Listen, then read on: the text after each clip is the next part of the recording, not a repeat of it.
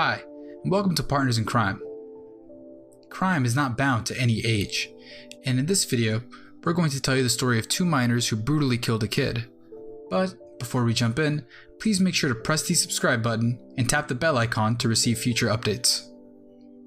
John Venables and Robert Thompson grabbed James Bulger, a 2-year-old boy, away from his mother in the middle of a busy shopping mall. The boys finished up at New Strand Shopping Centre on February 12th after having avoided school that day. At the mall, they strolled from shop to shop, shoplifting anything they could get their hands on, then tossed their pinched booty down escalators. Inside a Hughes department store, a woman saw that two boys were trying to get her kids courtesy. Soon, her 3-year-old daughter and 2-year-old son were lost. The mother quickly found her daughter, but there was no sign of her son.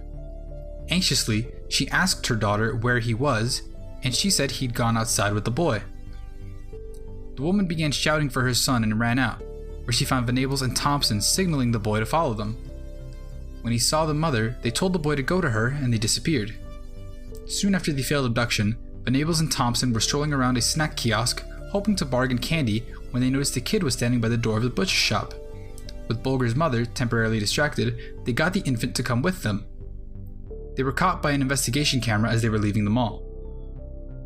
After they'd left the mall, the infant began crying out for his mother. The older boys unnoticed and continued down to a private area near a canal.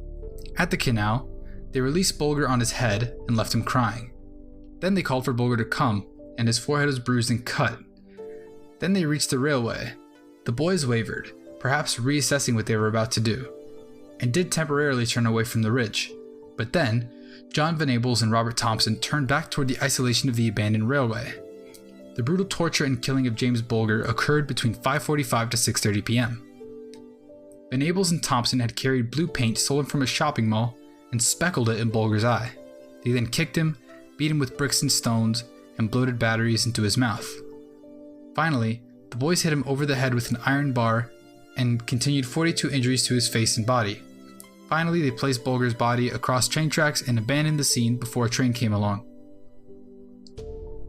All of the instruments used in the attack were scattered around the area. With some signal in hand, the police checked the school's absentee list for the day of the vanishing, but it was eventually an anonymous phone call to the police that concerned Venables and Thompson as James Bulger killers. The caller told the police that they were both absent from school on Friday and that they had seen blue paint on the jacket of Venables. The police then visited their home and revealed blood on Thompson's shoes and paint on Venables' jacket, and both boys were arrested. Venables and Thompson were both charged, but because they were minors, their identities were withdrawn from the public. 9 months later, the trial started.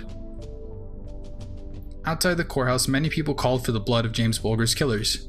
General disgust only strengthened when witnesses and the media noted Thompson's cold, seemingly pitiless behavior at trial compared with Venables' overexcited outbursts. Thus, it was widely expected that Thompson was the initiator, even though therapists and authorities have never been able to reach a deduction on the boys' motives.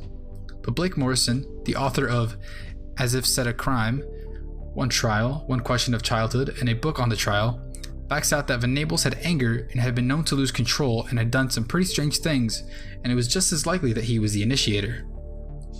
Moreover, court-appointed therapists determined that the two boys knew right from wrong and were not sociopaths, but they were yet able to uncover any real motives for James Bulger murder, something which was not professional has been able to surely determine even in the years meanwhile. Guys, do you think the boys could be the murderers, or were they driven by someone? Let me know your views.